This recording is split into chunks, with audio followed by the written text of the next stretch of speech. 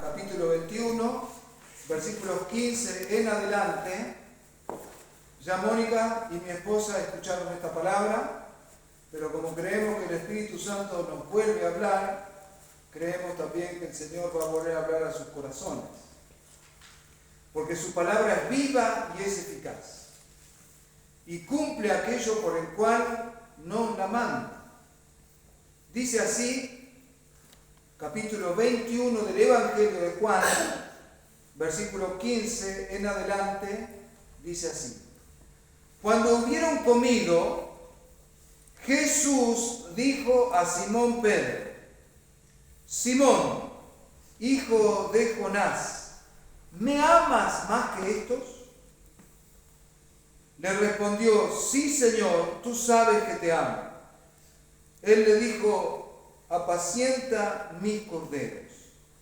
Volvió a decirle la segunda vez: Simón, hijo de Jonás, ¿me amas? Pedro le respondió: sí, Señor, tú sabes que te amo. Le dijo: pastorea mis ovejas. Le dijo la tercera vez: Simón, hijo de Jonás, ¿me amas? ¿Qué? Pedro le hace camino a Jesús. Muy bien. Dice, Pedro se entristeció de que le dijese la tercera vez: ¿me amas? Y le respondió: Señor, tú lo sabes todo, tú sabes que te amo. Jesús le dijo: apacienta mis ovejas. Hasta aquí por ahora. Si nos da el tiempo podemos seguir viendo la palabra de Dios. Vamos a poner en contexto esta palabra. No había pasado mucho tiempo cuando tuvieron la última cena y donde Jesús le dice a Pedro que lo iba a negar, ¿no? Pedro le dijo: jamás te voy a negar. Y agregó: y si es necesario morir contigo, yo voy a morir contigo. Y Jesús le dijo: me vas a negar 3 veces antes que cante el gallo. Pero él seguía diciendo que no lo iba. Algo que agrego para el contexto también: Jesús le dice a todos y a Pedro: Satanás los ha pedido para zarandearlos como a trigo, pero yo he orado por ti para que tu fe no falte. De alguna manera Jesús había visto en una visión cómo Satanás, parecido a la entrevista que tuvo respecto a Job, que los había pedido. Qué interesante es ver que Satanás no hace lo que quiere. Tuvo que pedir autorización en el cielo para zarandearlos. Me crié en el campo y algunos saben lo que es la zaranda. En la cosecha, la zaranda sirve para separar el trigo de la paja, o la paja del trigo. Antiguamente eso se hacía pala y se tiraba al viento, el viento llevaba la paja, que era más liviana, y el trigo, que es pesado, caía cerca. También en la construcción se zarandea la arena, ¿no? Uno se puede sorprender de lo que encuentra en la arena zarandeada. Todo tipo de porquería se encuentra cuando es zarandeada. Satanás los había pedido a los discípulos para zarandearlos. Lo que no sabía Satanás, que la zaranda separa la basura de lo valioso. Y toda tentación y lucha tiene el objetivo de separar lo que es impuro de lo que es puro, lo que es falso de lo que es verdadero. Y eso pasó exactamente con Pedro. Pedro tenía mucha paja. Él tenía una autoestima de decir: yo jamás te voy a negar. No era consciente de su propia debilidad. Pero Jesús, que sí era consciente de su propia debilidad, sabía lo que iba a pasar. que él lo iba a negar. Y él le dice, y yo he orado por ti, Pedro. O sea que la zaranda venía para todos, pero Pedro fue receptor de una oración específica del Señor. Yo he orado por ti para que tu fe no falte. No le pidió evitar la zarandeada. No le pidió no permitir el dolor, la humillación, incluso la vergüenza. Pero lo que pasó después con Pedro, porque Pedro era otra persona. Para continuar con Pedro, la última cena también ocurrió algo que Jesús, el Señor y Maestro, trajo un baldecito, trajo una toalla, se inclinó delante de todos los que estaban ahí y les lavó los pies. En aquel tiempo los esclavos tenían categorías. José, el de Egipto, era un esclavo y sin embargo era administrador de todo lo que tenía Potifar, quien era dueño. Y también había esclavos de más baja categoría, y los esclavos de más baja categoría eran los encargados de lavarle los pies ni bien uno entraba a una casa. Jesús se arrodilla delante de sus discípulos y les lava los pies. El maestro tenía un lugar y sus discípulos tenían otro. El apóstol Pablo decía, yo aprendí a los pies de Gamaliel. De modo que Gamaliel se sentaba en una silla importante y daba cátedra, y sus discípulos se sentaban en el piso y escuchaban. Por eso yo aprendí a los pies de Gamaliel. O sea, el maestro tenía un lugar de honra. Pero Jesús, sabiendo de todas maneras eso, le lavó los pies como un discípulo. ¿Adivinen quién se negó a ser lavado los pies? ¿Quién? Pedro, por supuesto. Pedro dijo, a mí no me vas a lavar. Y Jesús lo mira y le dice, si no te lavo los pies, no tendrás parte en mi ministerio. O no tendrás parte conmigo, dice la Reina Valera. ¿Qué está diciendo ahí? Algunos días después, eso pasó el jueves, viernes, sábado. Domingo. Muy bien, aprendimos los días de la semana. El viernes al otro día lo estaba negando. Y cuando él resucitó, fue restaurado. Los que servimos al Señor tenemos siempre una etapa que nos encontramos con nuestra propia debilidad, cara a cara. Lo que no sabíamos que teníamos.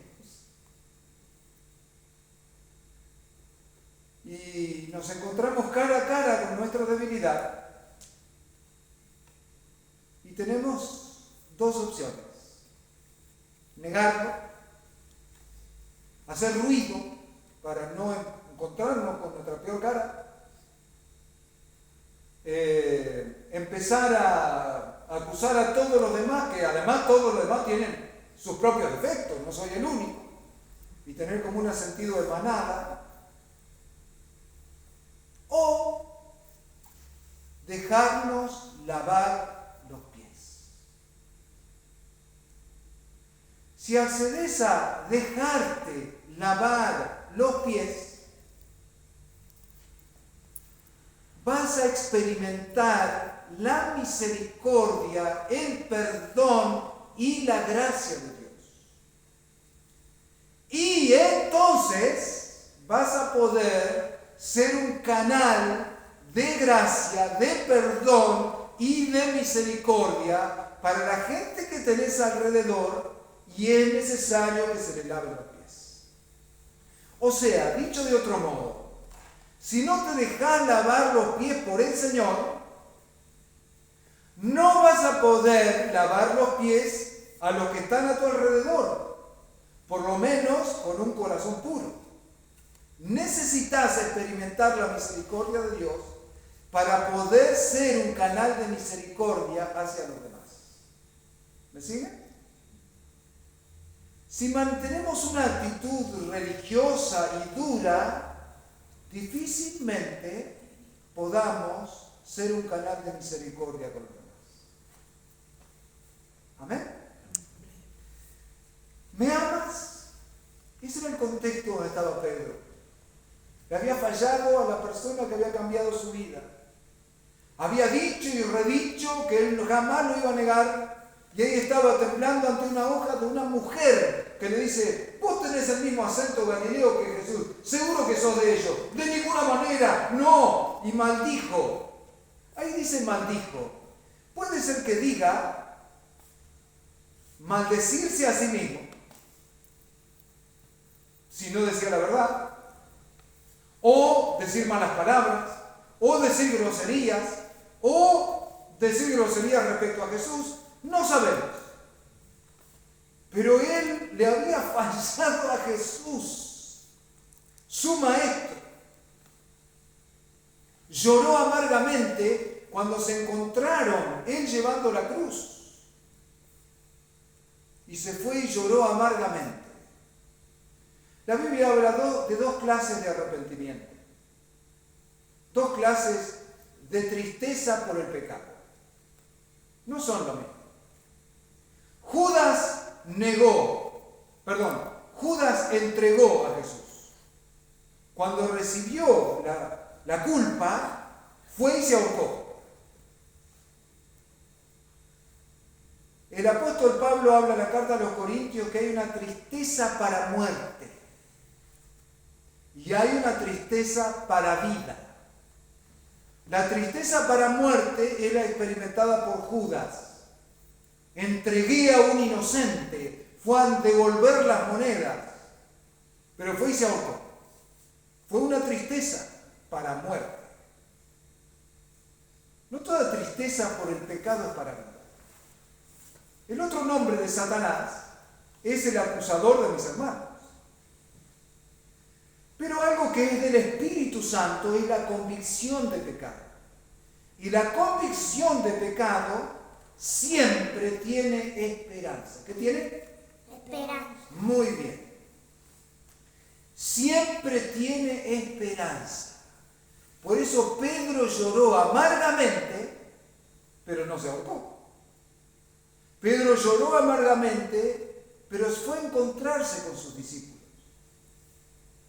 Quizás dijo: qué lástima, creí que íbamos a cambiar el mundo.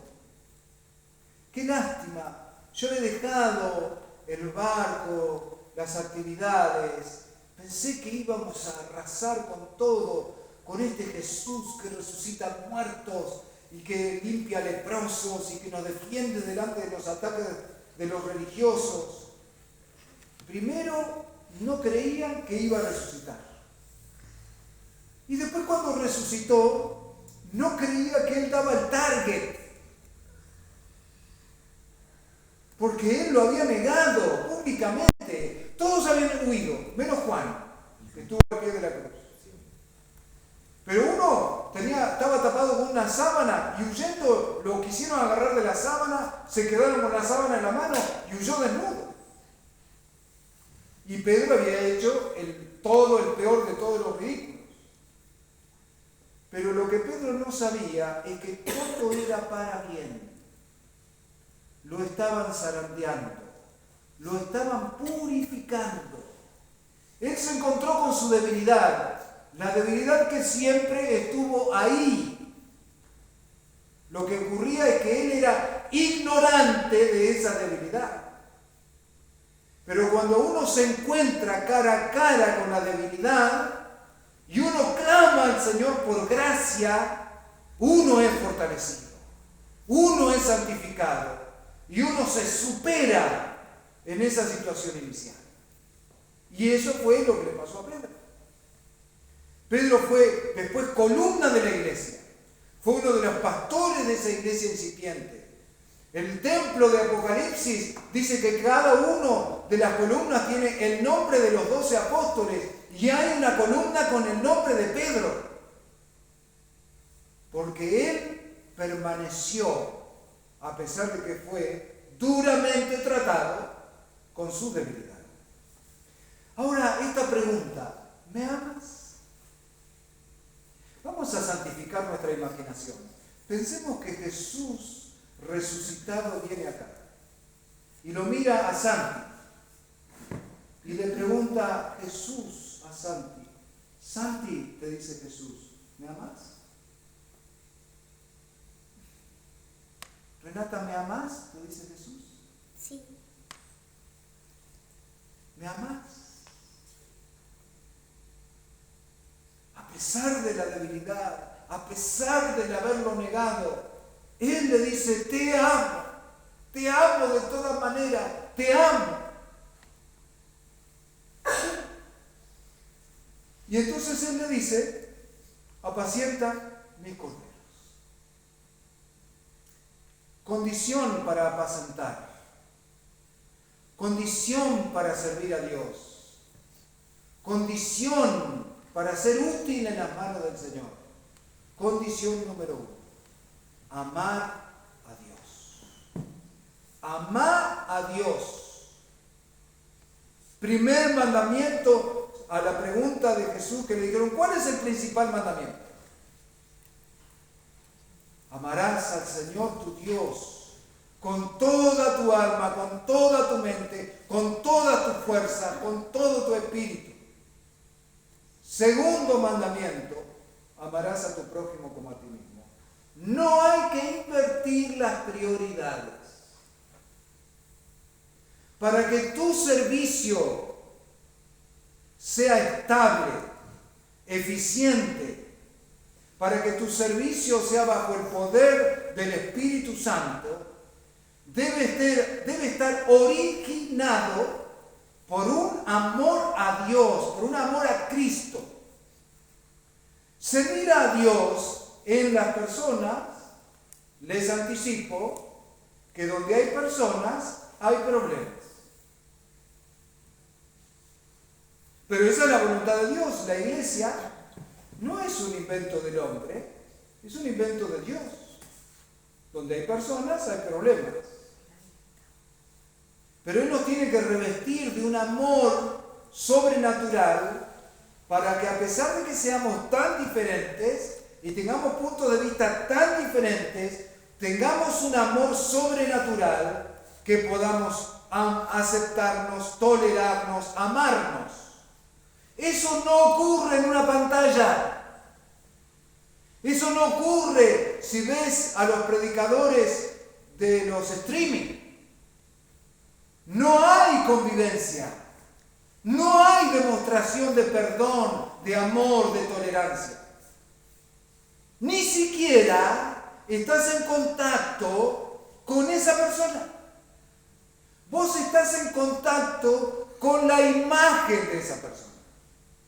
No estás en contacto con la persona. Vamos a suponer que yo, qué sé yo, no quiero decir nombre, predicador fulano, famoso en los streaming. Yo veo que él predica bien, veo que él enseña bien, veo que hace milagros, o no, me gusta, pero ¿sabés que no conoces a esa persona? Capaz que la persona es mejor todavía de lo que refleja la imagen, pero vos estás consumiendo una imagen. Y si vos adorás imágenes, no estás tan lejos de las imágenes que nosotros decimos que se adoran y es un error. ¿Se entiende? Es en la iglesia, en la convivencia, en la familia de Dios que nos conocemos y nos aceptamos. No nos aceptamos porque somos perfectos. Nos aceptamos porque tenemos un amor sobrenatural que viene del Espíritu Santo. Segunda cosa, el amor nos hace estables, porque la iglesia no es una sociedad de filantropía. Filantropía, filo, amor, antropos, hombre. O sea, una sociedad de beneficencia, por decirlo así. Servir a las personas es estar pendiente de lo que ellos opinan. Tu vida va a ser muy inestable si servís a las personas por lo que son las personas. Las personas cambian mucho de opinión. Las personas cambian mucho de situación. A Jesús lo estaban por hacer rey en un momento dado por la fuerza y que en la noche de la crucifixión decía crucifícalo.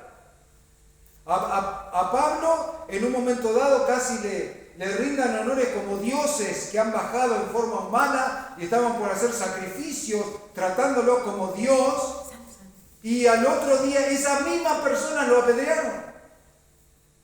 Entonces, si vos servís a las personas por la opinión de las personas o por la actitud de las personas, te garantizo tu inestabilidad emocional.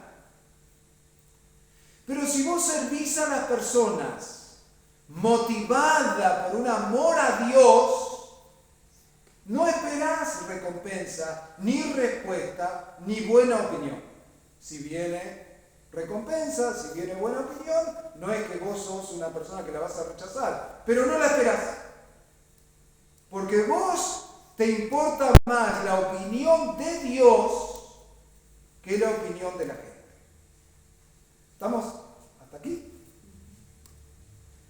Nos garantiza resiliencia, nos garantiza continuidad, incluso nos garantiza llegar hasta el sacrificio si es necesario, porque no servimos a las personas por sí mismas, servimos a Cristo. De hecho, Él mismo lo dice, si atienden a un pobre, lo visitan en la cárcel, le proveen de ropa, le proveen de alimentos, dice, a mí me lo hiciste. Entonces, te lo agradezca o no te lo agradezca, te considere o no te considere, interprete bien o interprete mal, vos lo estás haciendo para Cristo. ¿Lo estás haciendo para? Muy bien. Entonces vos no lo estás haciendo por recompensa humana alguna.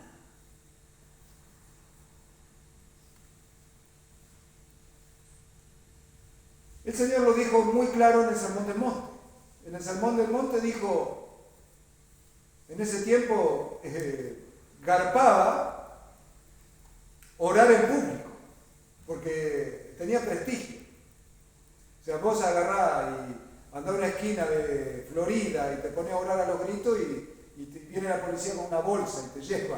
Pero en ese tiempo daba prestigio que una persona oraba. Se oraba 3 veces al día y una de esas oraciones era a las 3 de la tarde. Entonces trataban de que a las 3 de la tarde los sorprenda en la calle, para que todos digan, qué espiritual. En ese contexto, él le dice, anda a tu cuarto, cerrá la puerta y ora a tu Padre que está en lo secreto, y tu Padre que ve en lo secreto te recompensará en público. Fíjense, tu Padre está en lo secreto. Y cuando vos vayas a orar y no sientas la presencia de Dios, vos podés apoyarte en esta palabra y decir, mi Padre está en lo secreto. Y no solamente dice, porque podríamos redondear la idea diciendo tu Padre te responderá en secreto. Pero dice más, te recompensará en público. Ahora dice que las personas que oran en Florida, dice, ya recibieron su recompensa. O sea, ¿cuál es la recompensa? La recompensa es, che, mirá qué espiritual que es. Ora en público. ¿Vamos a comer una hamburguesa? Esa es toda la recompensa que recibe. y se perdió una recompensa eterna en el cielo. Entonces es como que tenemos que elegir cuál es la recompensa que querés recibir. La cortita, la que todo el mundo se olvida, la humana, de acá de la tierra, o buscas una recompensa en el cielo. Esa es la pregunta. Yo no trabajo más en la iglesia porque no me reconocen. Claramente no interpretó el sermón del monte. Mejor que no te reconozcan. Porque vas a tener una recompensa que nadie te va a poder sacar. Esta leve tribulación momentánea, decía el apóstol Pablo. Hace una pequeña lista en la carta a los Corintios. Dice que tuvo náufrago 3 veces, uno de los cuales estuvo todo un día y una noche náufrago. Dice que fue encarcelado sin fin, sufriendo frío, hambre. En una oportunidad lo apedrearon y lo dejaron por muerto. Había en otra oportunidad 40 personas habían jurado no comer hasta matarlo. Todavía no me pasó eso.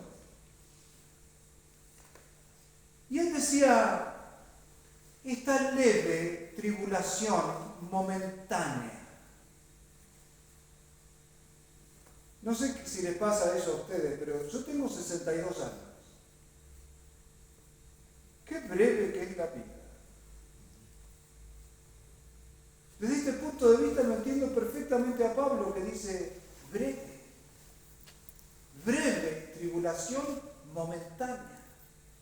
Pero produce en el cielo un cada vez mayor peso de gloria. Entonces resulta que cuando vos estás pasando un momento difícil y alabás a Dios allí, cuando tenés un momento de desorientación, pero por fe le decís, Señor, todas las cosas ayudan a bien para los que lo aman.